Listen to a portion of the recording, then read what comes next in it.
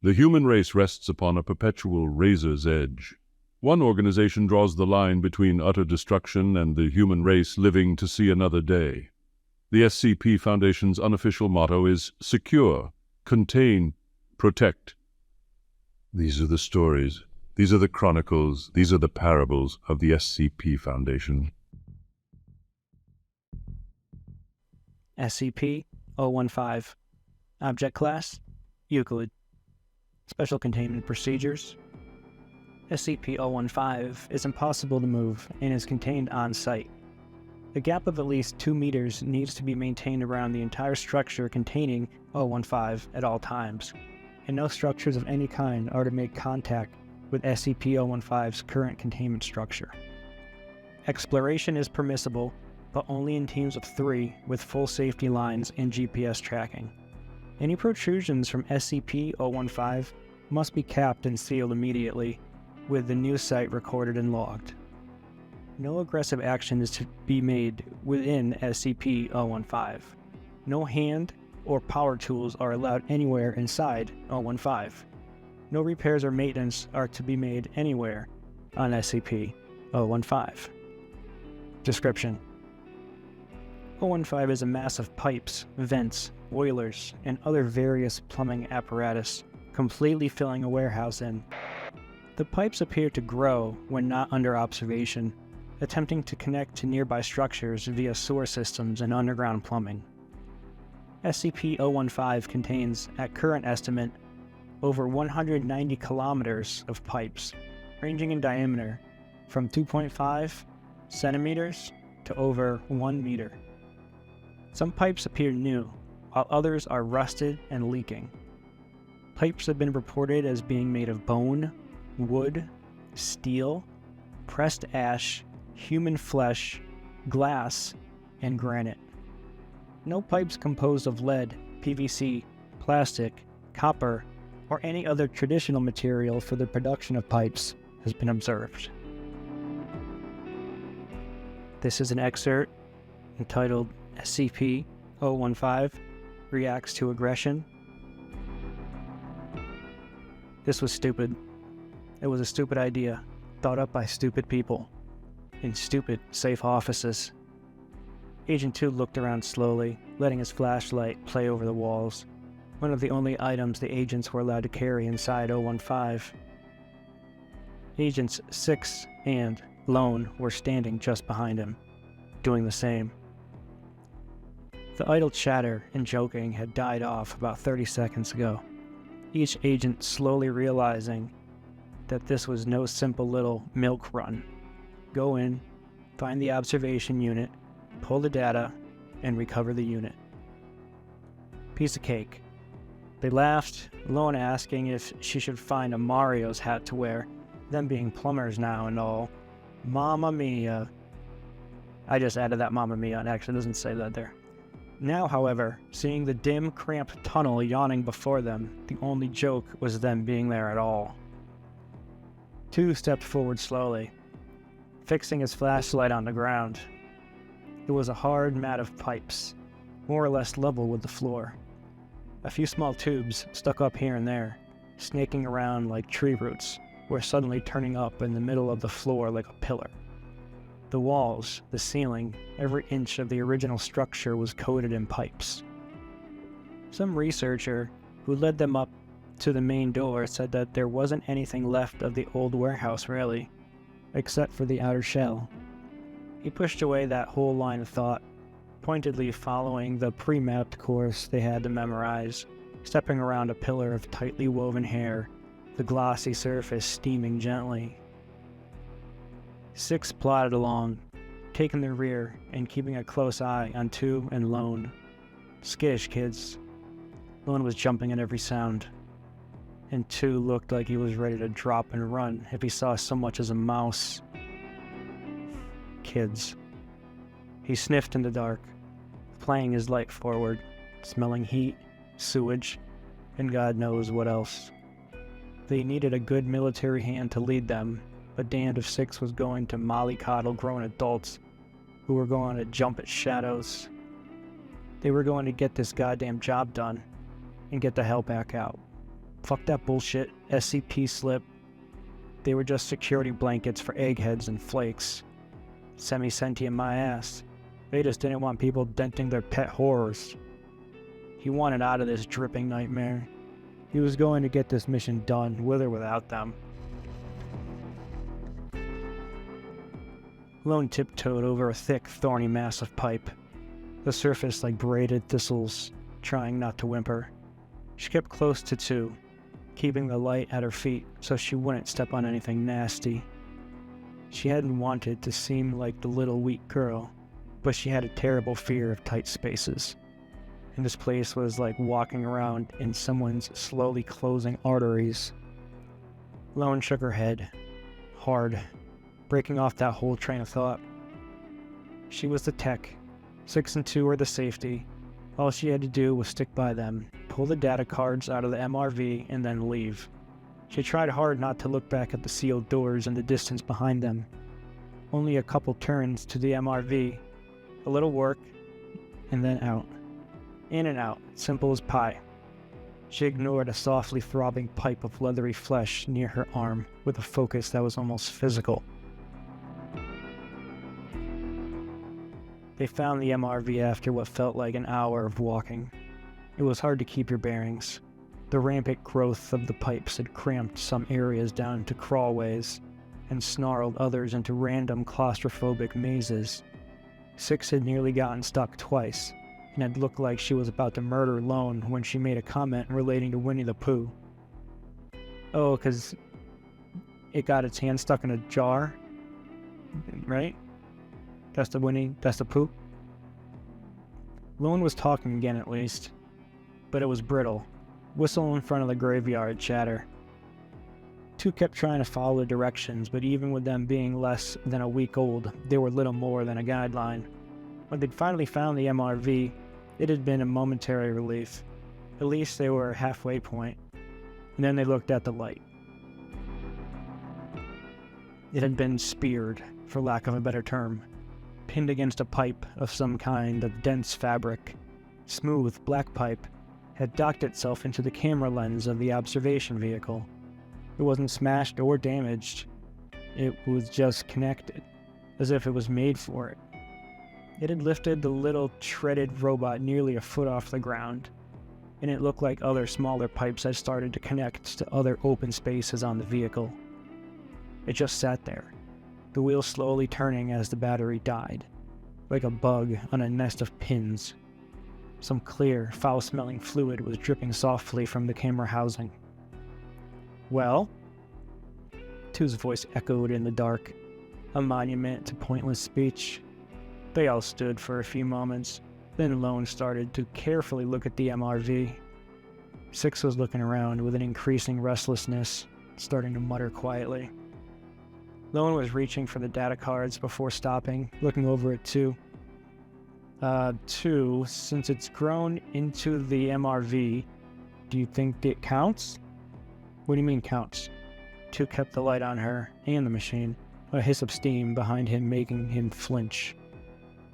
I mean, as damaging 015, like, if I take out the data cards, do you think it will react? 2 looked around slowly, shining his light along the floor. A pipe was wide as his car and seemingly made out of compacted lint.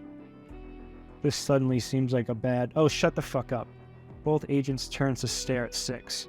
He stepped up to the MRV, flexing his hands and reaching into his coat with one hand. The other pushed Lone away, none too softly. Move it. Reaction, for fuck's sake. They just say that shit to fuck with people and keep their toys safe. It's a bunch of weird pipes. Beginning and end, there. Maybe it grows or whatever, but the damn thing sure as shit isn't gonna take offense to people. I'm grabbing the goddamn thing and we're getting the hell out of here.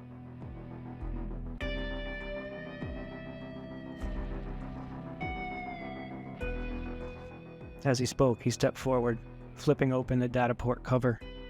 More of the clear, scummy liquid had pooled inside.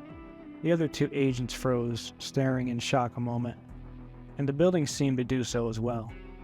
The whispered sounds of venting steam, sliding materials, and soft pinging had all stopped. The heartbeat in Lone's ears sounded like gunshots. Two started forward, reaching for Six. Jesus, Six. What the fuck are... Six ignored him, slipping out the thin data cards. It felt like old, nasty water over them. Bad, but they were built to resist it. He slipped them out, put the bundle in his pocket. He prodded around the edge of the camera lens, shifting the MIRV a bit, trying to see if it would work free as Two and Lone backed away. Slowly, the silence around them seeming to crush inward. Six gave up, turning away from the helplessly trapped MIRV and shining his light on the two white-faced agents. Fucking kids. I don't know how you guys survive. The pipe under him opened with a soft sound of tearing felt. Two and Lone didn't even have time to react before he slid into the widening gap up to his armpits and started screaming horribly. Six's flashlight went tumbling away as the two agents, galvanized by the big man's wretched screaming, ran to help him.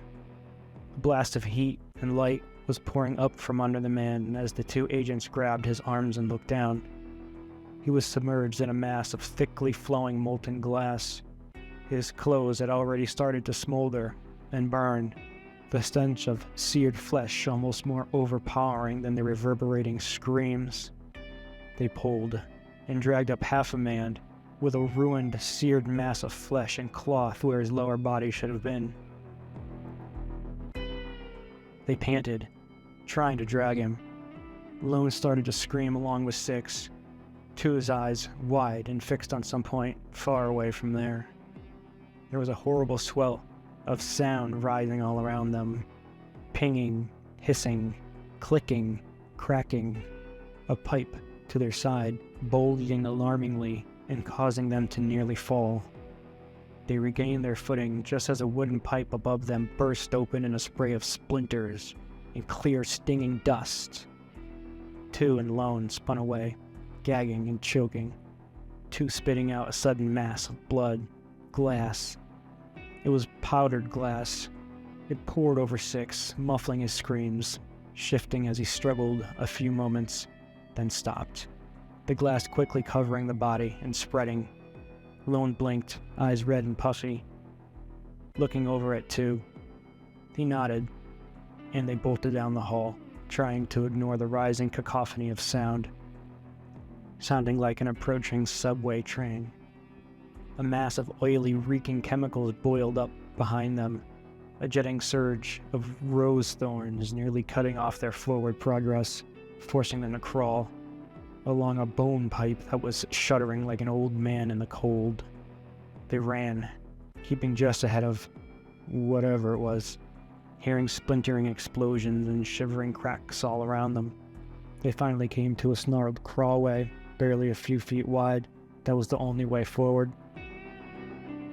Two dived in, doing a low crawl, trying to will herself forward like a snake, knowing the passage was only about 15 feet long. Easy. Wouldn't take any time at all. Lone hesitated, that tiny black gap looking like a mouth, before a sudden burst of steam behind her sent her shrieking forward, sobbing as she started to crawl, calling after Two. Two ignored the growing vibration all around him, the creaking ping near his head, and slid free of the opening. He turned. He saw nothing. No Lone. No sudden bursting. Just an empty hole. He looked around, hands twitching, thinking, then slid back inside, trying to find Lone and physically drag her out. He could hear her, muffled, probably behind the next turn, and his flashlight revealed a solid wall of 3 thick, flaking, white pipes. This was it. He was sure of it. The tunnel was right here, and then he heard the pitiful scream behind them. Lone begging, pleading, screaming for him. Two stared, eyes wide, then slammed his flashlight against the pipe. It burst, sending a reeking corrosive slime over his hand, making him reel back down the crawlway, screaming as it ate into his flesh.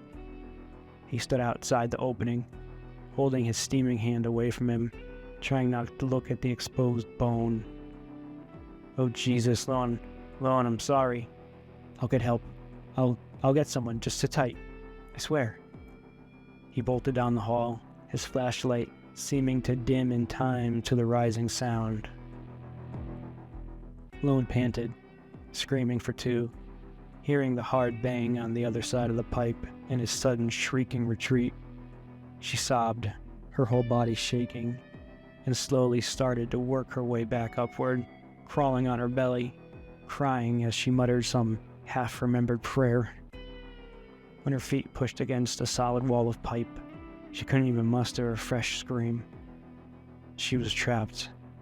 The space not much bigger than a coffin, helpless. She sobbed, face on the ground of warm, fuzzy pipes, and noticed the silence. Aside from her cries, there was nothing.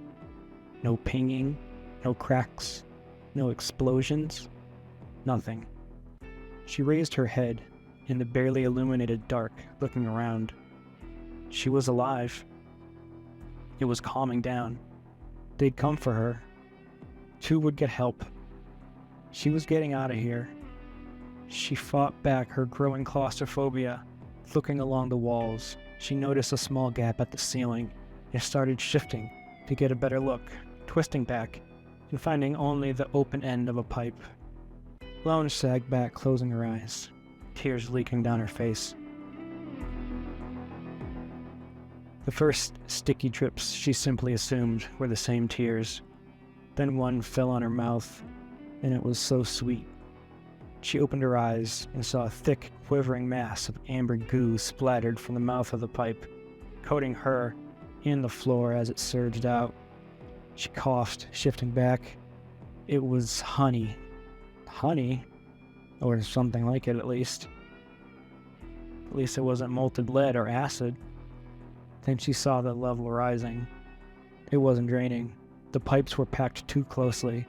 She looked around her tiny chamber with horror, rising much faster than the honey oozing up her sides. Lone beat on the walls, the floor, the ceiling, trying to block the pipe with her hands. Heedless of provoking the thing more, as the honey rose and rose, as cloying sweet as a school-aged lover. Her last gasping breath was sweet and stale, with honey and screams. Two ran, totally lost now, his flashlight dimming by the moment, the sound of cracking and bursting pipes starting to trail off. Maybe it was done, finally. 015 was protective, but it didn't seem vengeful. People had gotten hurt before, and gotten out fine. It happened they'd find a way to get Lone out too. She might even be out already. She just found another way to get around the blockage. That was probably it. She was out of this stupid place. 6 was a shame. But why had that lunatic opened the case? What the hell had possessed him? He was still musing on this when he tripped over an unseen pipe in the dark around his feet. He pitched forward, yelping a half-surprised, half-terrified bark as he went sprawling. Or he should have went sprawling. Instead, he fell past to the floor in a yawning open pit of pipe, the slick oozing sides plunging down at a sharp angle. He screamed, trying to grab something to stop or slow himself, but the walls were oozing and thick, his downward slide gaining speed, his dimming flashlight showing a seemingly endless tunnel stretching off below him. He slid and slid, a scum of stinking smooth ooze sticking to his clothes and skin. The tube twisted, banging him against the wall as he followed it, his flashlight jittering and starting to flicker. Panic slammed down like a fist, Two grabbing the light and trying to keep it still, pleading with it, staring at the lamp bulb as it dimmed more and more. It surged a moment, then flickered out. The darkness pressing to his eyes like cloth, the agent slipping down faster and faster, screaming until he was hoarse, screaming until his throat bled, screaming even as he passed well beyond the physical boundaries of that tangled web of pipes. Days later, when his skin started to shred off, it was almost welcome. 015 recovery report. Agent 2, MIA. Agent 6, MIA. Agent Lone, MIA. MERV status, unrecovered. Data deemed non-vital in light of lost staff. SCP-015 classification level review suggested. Alright folks, back to description. Any personnel acting violently, carrying tools, or attempting to damage or repair SCP-015 in any way will trigger a reaction. Any pipes near the subject will burst, spraying on the subject for several seconds before the flow suddenly stops. Pipes have been reported containing oil, mercury, rats, a species of insect not yet identified, ground glass, seawater, entrails, and molten iron. Pipes will continue to burst around the subject until death or retreat. SCP-015 was cut back so its current structure after attaching to 11 other structures in the area.